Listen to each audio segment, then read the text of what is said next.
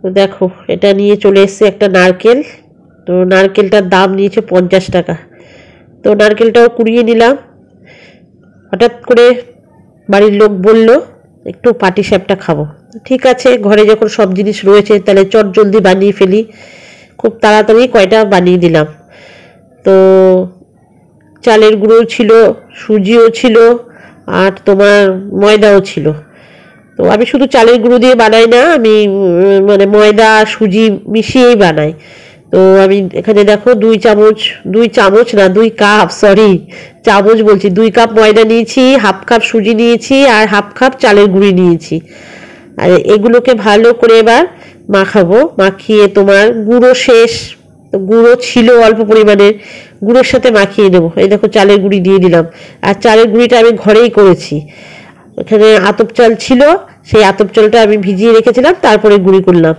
তো আমি দিয়ে দিলাম গুড়।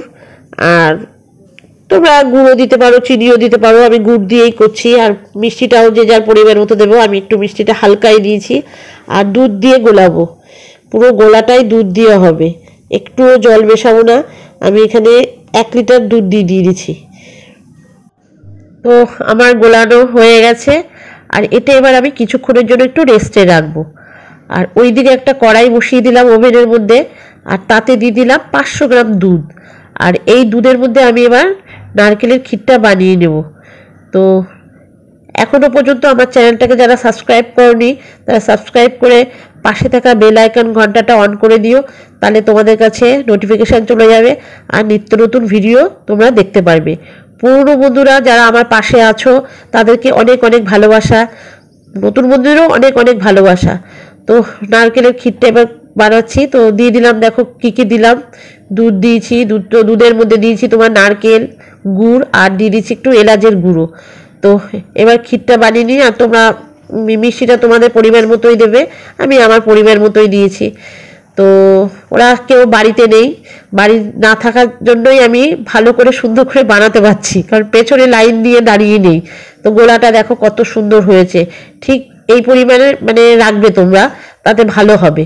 তো এবার আমি একটা ব্রাশ বানাই। তো আমার তো ব্রাশ নেই, দেখো ব্রাশটা কি দিয়ে বানিয়েছি। ব্রাশ বানিয়েছি বেগুন দিয়ে, এটা শাশুড়ি মায়ের কাছ থেকে শেখা। তো এটার মধ্যে তেল মাখিয়ে কড়াইতে দিয়ে দিলাম। এবার আমি একটা একটা করে বানাতে থাকি। তো আগে যখন শাশুড়ি মা ছিলেন তখন আমাদের কিন্তু শীতের শুরু থেকেই পিঠে খাওয়া শুরু হতো।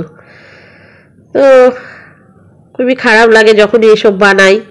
তো এক এক করে আমি বানাতে থাকি। আর আজকের ব্লগটা একদমই ছোট হলো, তোমাদেরকে বলছি কেউ কিন্তু স্কিপ করে দেখো না, আর একটা করে লাইক দিয়ে দিও। তোমাদের একটা লাইকে কিন্তু আমাদের মানে কি বলবো, ভিডিও করার উৎসাহিতটা বাড়িয়ে দেয়। তো আজকের ভিডিওটা এই পর্যন্তই থাকলো। সবাই ভালো থাকবে, সুস্থ থাকবে, আর সব সময় হাসি খুশি থেকো। তো tata, love you all friends. তো দেখো আমার কতগুলো পিঠে হয়ে গেছে, আমি মনের আনন্দে পিঠে বানাচ্ছি আর তোমাদের সাথে বক বক করছি।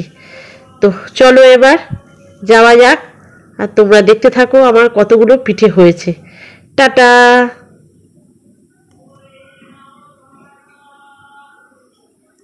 অনেকগুলোই হয়েছে।